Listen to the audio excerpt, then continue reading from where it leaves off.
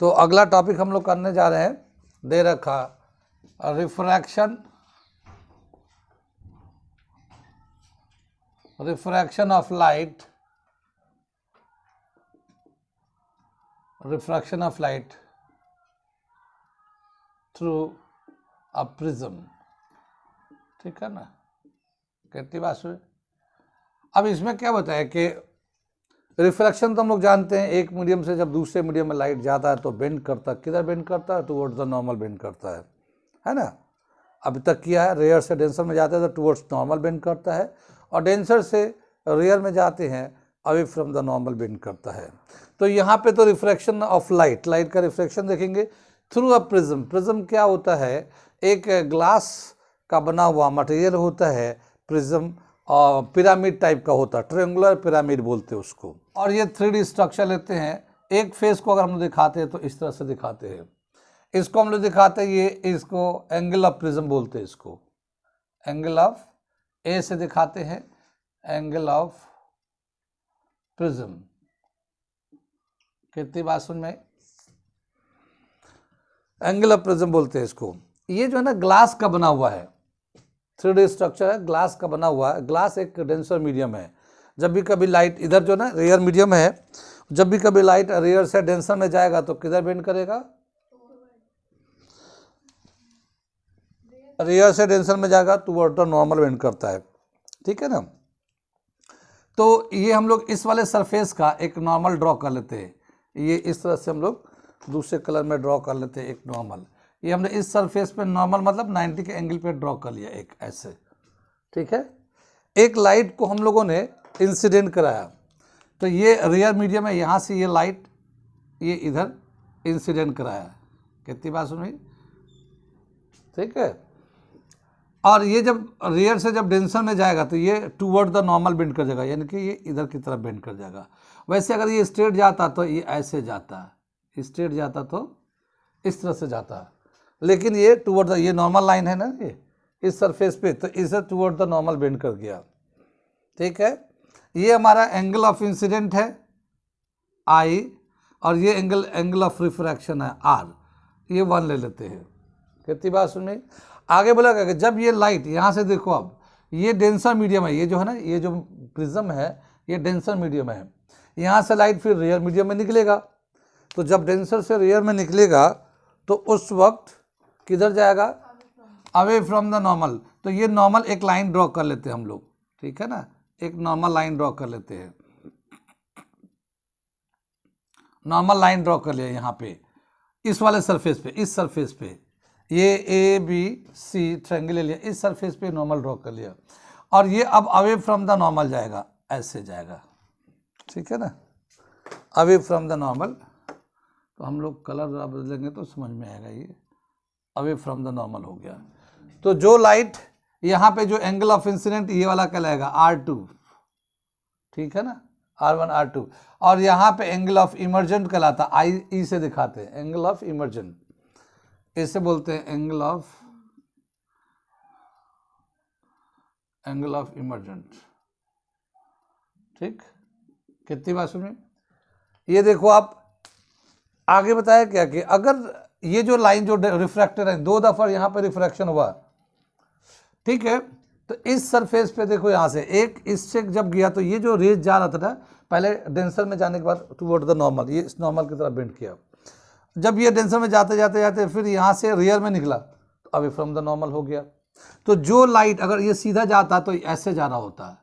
ठीक है ना, लेकिन अब क्या हुआ, बेंड होने के बाद वो ये इधर की तरफ यहाँ निकल रहा, तो इसको अगर हम लोग पीछे की तरफ ले जाएंगे ऐसे, तो यहाँ पे ये दोनों लाइन जो डॉटेड लाइन है कट करेंगे, तो कितना ये जो लाइट ऐसे जाता अब वो ऐसे नहीं इधर चला गया है, यानी इतना लाइन जो ना बेंड कर गया है, इसको एंगल ऑफ बेंडिंग बोलते हैं, इसे डेल्टा से दिखाते हैं। इसे क्या बोलते हैं हम लोग, एंगल ऑफ बेंडिंग, और इसको डेविएशन भी बोलते हैं। क्या बोलते हैं, डेविएशन। ठीक है ना, कितना डेविएट कर गया, ऐसे वैसे सीधा जा रहा था लेकिन वो प्रिज्म से जब पास करते एक बार इधर बेंड हुआ, फिर दूसरी बार और बेंड होके बिल्कुल उधर के नीचे चला गया। कितनी बात सुन में। तो इस तरह से जब भी कभी लाइट को एक प्रिज्म से पास करते हैं तो दो सरफेस पे दो दफ़ा रिफ्रैक्शन होता है और उसकी वजह से लाइट बेंड करके बिल्कुल ही बहुत इधर बेंड हो जाता है और उसका एंगल ऑफ डेविएशन ये आ जाता है।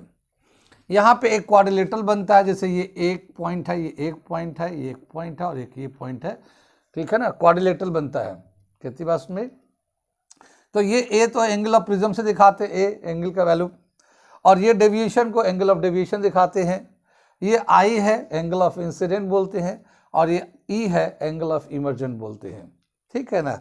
जब बड़े क्लास में जाएंगे तो ये भी टॉपिक वहाँ पे भी है, लेकिन वहाँ पे पूरा एक डराइव है कि इन चारों में क्या रिलेशन है, angle of prism, deviation, angle of incident and angle of emergent में क्या रिलेशन है, वहाँ पूरा डराइव है। लेकिन मैं यहाँ पे थोड़ा सा बता देता हूँ, एंट्रेंस में कभी पूछ सकता है। तो क्या दे रखा है इसमें डेविएशन के बाद, डेफिनेशन लिखने की ज़रूरत तो नहीं है। whenever light passes through a prism it deviated at two surfaces, ठीक है ना, और due to that it bends, ठीक है ना, it bends and this is known as refraction of light, ठीक है ना, refraction of light by the prism। ये एक छोटा सा डेफिनेशन दिया, लेकिन क्या बताया, पहले मैं इसका रिलेशन लिख देता हूँ कि इन चारों में क्या रिलेशन है। वो आपकी बुक में नहीं दे रखा लेकिन मैं लिख रहा हूँ। रिलेशन बिटवीन, रिलेशन among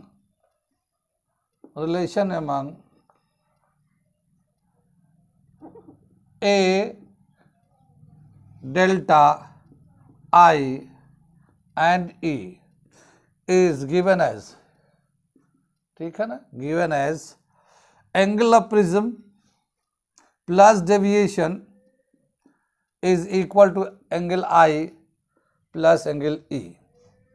यानी प्रिज्म का एंगल, डेविएशन, ये वाला deviation plus this angle of incident, angle of emergent के सम के बराबर होता है। ये एक रिलेशन है, कभी कभी आ जाएगा एंट्रेंस में, लेकिन बाद में भी काम आएगा आपको। तो ये रिलेशन दे रखा है। कितनी बात में, लाइट जो है जो हमारा आता है सन से लाइट या कोई भी वाइट लाइट है, न्यूटन ने बताया कि white light is a composition of 7 colours. White light is composition है, white light is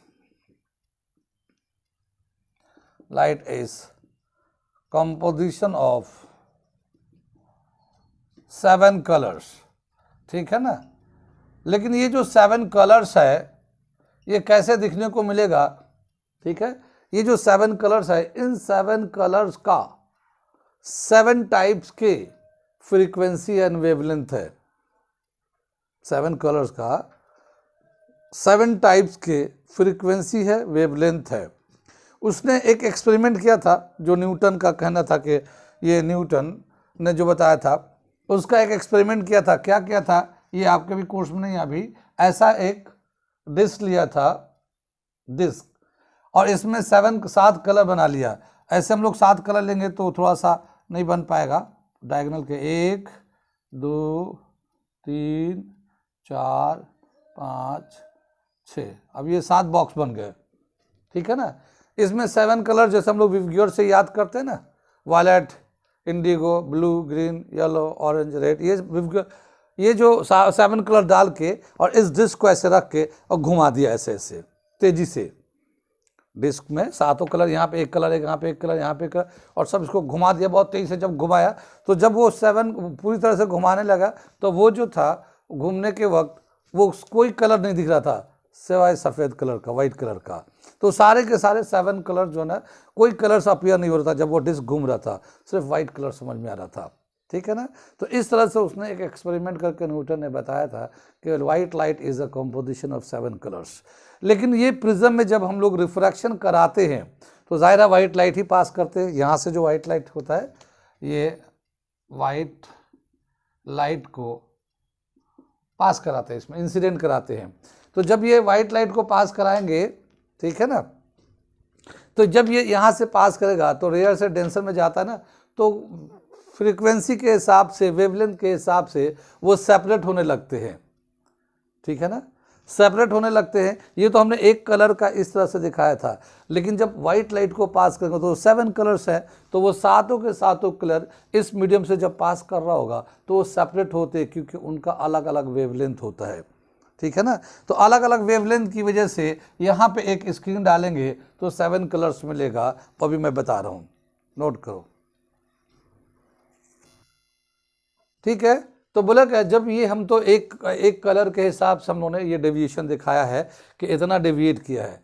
अगर हम लोग वाइट लाइट को यहाँ से इंसिडेंट कराते हैं तो वाइट लाइट 7 कलर का कॉम्पोजिशन है, और वो वाइट लाइट 7 टाइप्स के वेवलेंथ होते हैं, 7 टाइप के वेवलेंथ होते हैं, 7 टाइप की फ्रीक्वेंसी होती है।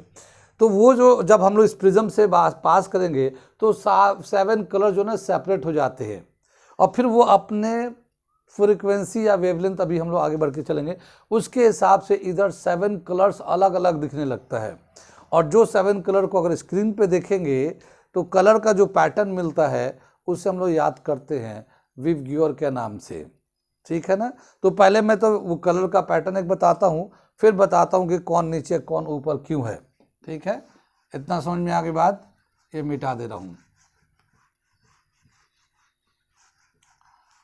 यहाँ पे जो है एक चीज़ यहाँ पे रह गया, यहाँ पे एक चीज़ और कर रहा हूँ, ये जो ए डेल्टा प्लस आई ई है ना,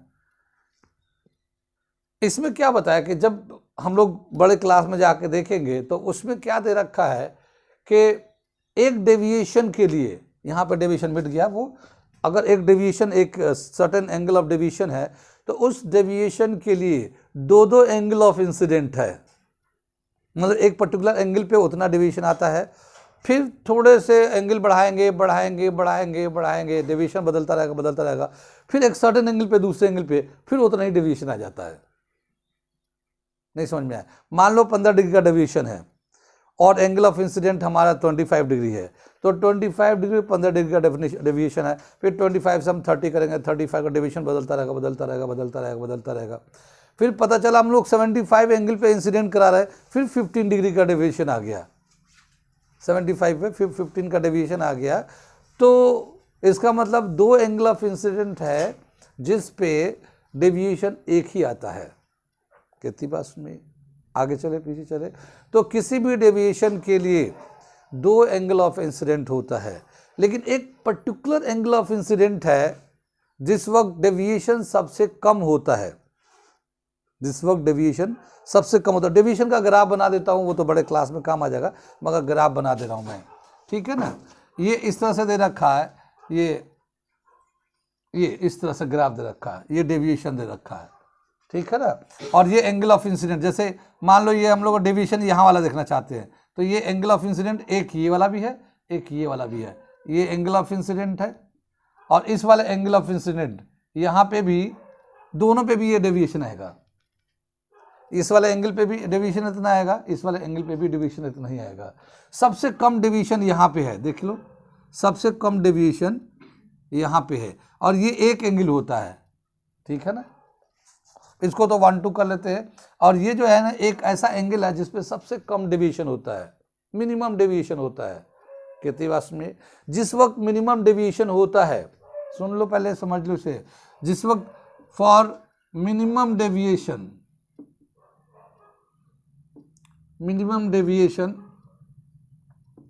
I is equal to E, दोनों बराबर होते हैं, तो उसमें एक ड्राइव हमने बताया था बड़े क्लास में। लेकिन अगर हम लोग इसको इक्वल करके बनाएंगे तो एक रिफ्रैक्टिव इंडेक्स होता है, नाम सुना रिफ्रैक्टिव इंडेक्स का, स्नेल्स लॉ के हिसाब से mu is equal to sine I upon sine R, ठीक है ना, sine I upon sine R होता है, रिफ्रैक्टिव इंडेक्स निकालते हैं।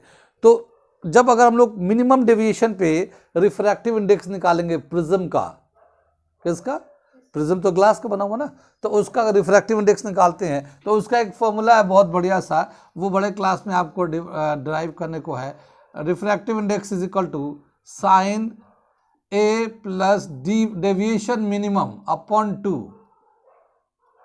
ठीक है ना, upon 2 is equal to sine A by 2, ये डेविएशन आता है। एक फॉर्मूला है ये, जब बड़े क्लास में जाएंगे तो समझ में आएगा। लेकिन ये हमें क्या मेन बताना था कि एक डेविएशन के लिए 2 एंगल ऑफ इंसिडेंट होते हैं, ठीक है ना, लेकिन एक पर्टिकुलर एंगल पे डेविएशन तो मिनिमम होता है, कम डेविएट होता है, मगर वो एक पर्टिकुलर एंगल होता है, ठीक है ना। अगर उस एंगल पे जहाँ पे मिनिमम डेविएशन हो रहा है, अगर उस पे रिफ्रैक्टिव इंडेक्स निकालना चाहते हैं स्नेल्स लॉ के हिसाब से, तो आई का वैल्यू जो होता है ना A plus deviation delta M deviation minimum deviation upon 2, ये आई का वैल्यू आता है, और ये a/2 आर का वैल्यू होता है। Sine I upon sine R होता है, तो आई की जगह पे ये डाल देते हैं, आर की जगह पे ये डाल देते हैं।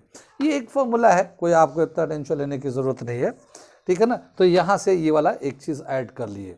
जो अब मैं आगे जा रहा था प्रिज्म को बताने के लिए, जाना है कि जब भी कभी लाइट तो हमने बताया कि वो लाइट जो है वाइट कलर का होता है, 7 कलर का कॉम्पोजिशन होता है, न्यूटन ने बताया था। जब भी कभी लाइट को प्रिज्म से पास कराते हैं हम लोग, तो वो लाइट जो है ना 7 कलर में स्प्लिट कर जाता है, उसको हम लोग बोलते हैं डिस्पर्शन ऑफ लाइट। तो डिस्पर्शन ऑफ लाइट हम लोग यहाँ से शुरू करने जा रहे हैं, डिस्पर्शन ऑफ लाइट को।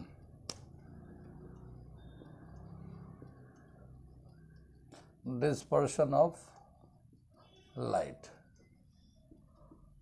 ठीक है।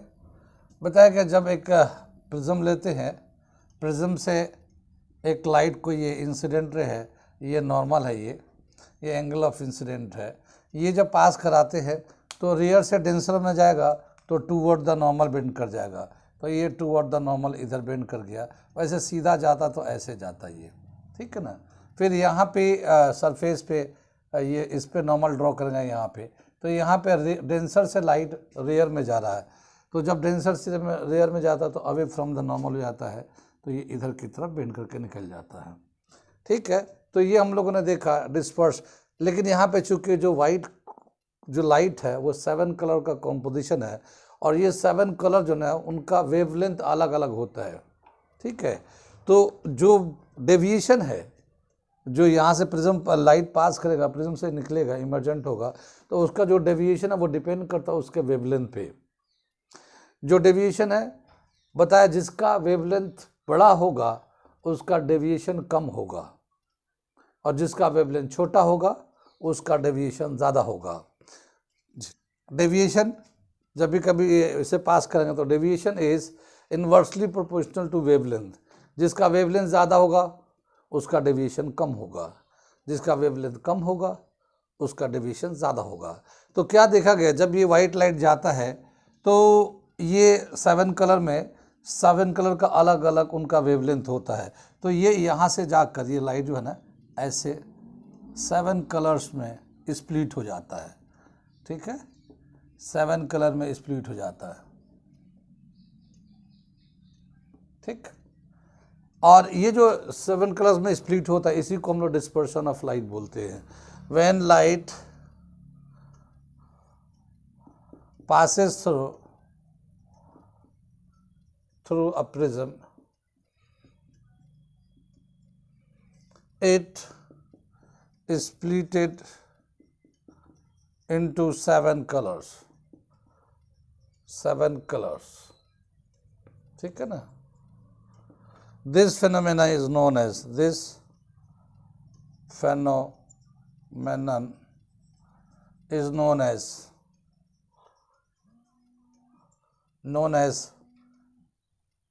dispersion of light. Dispersion of light, ठीक है।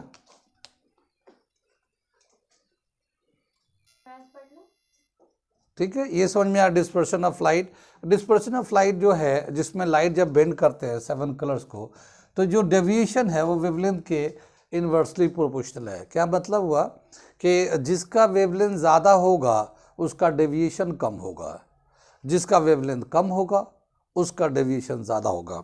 ये जो 7 कलर्स है, क्या देखा गया कि ये कलर का जो ऑर्डर है ये विवग्योर, ऐसे याद करते हैं, विवग्योर, ठीक है ना।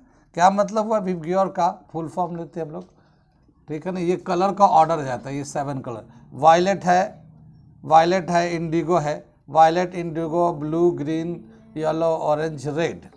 तो सबसे ऊपर है रेड का जो वेवलेंथ है बहुत बड़ा होता है, सबसे बड़ा वेवलेंथ होता है रेड कलर का। तो वेवलेंथ ज़्यादा है रेड का तो उसका डेविएशन कम होता, तो सबसे कम डेविएशन ऊपर ही रह जाता है।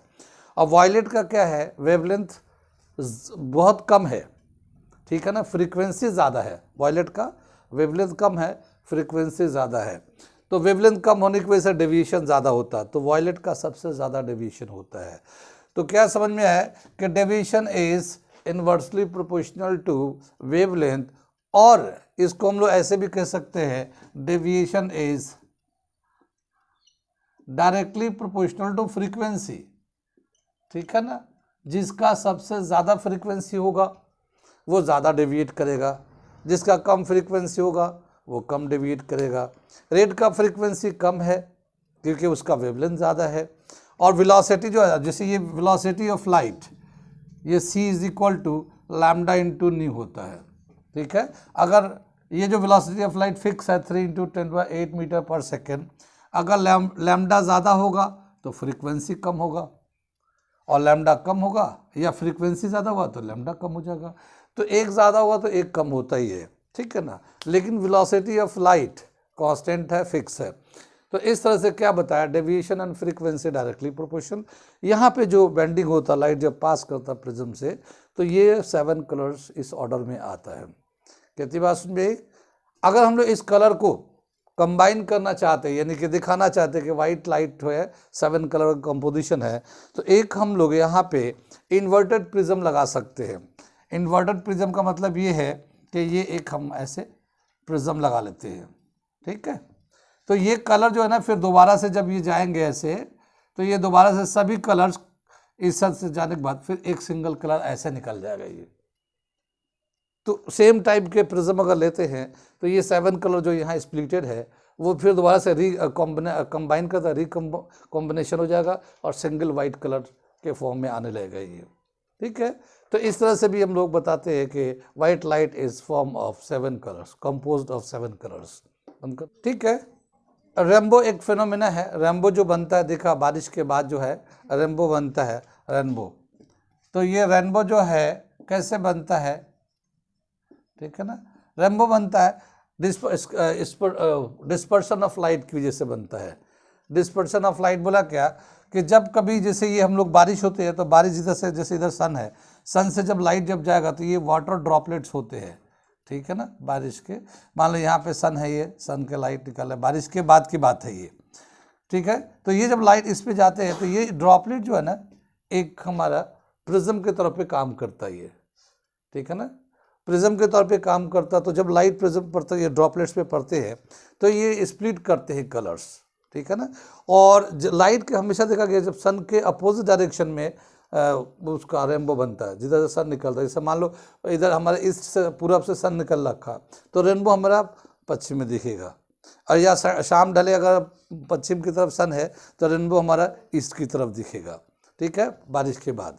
तो जब भी बारिश होता है तो ये एयर में जो ना वाटर ड्रॉपलेट्स होते हैं, जब लाइट आता है तो ये जो वाटर ड्रॉपलेट्स है ये हमारा एक इस प्रिज्म के तौर पे रोल प्ले करते हैं, इस तरह से स्कैटर करते हैं, और एक जो हमारा ये इस तरह से रेनबो बनता है। रेनबो 7 कलर्स का देखा होगा, 7 कलर्स का एक आर्क लाइक स्ट्रक्चर बनता है आसमान में, आर्क लाइक 7 कलर्स। तो ये रेनबो का जो फॉर्मेशन है इस तरह से होता है, ठीक है।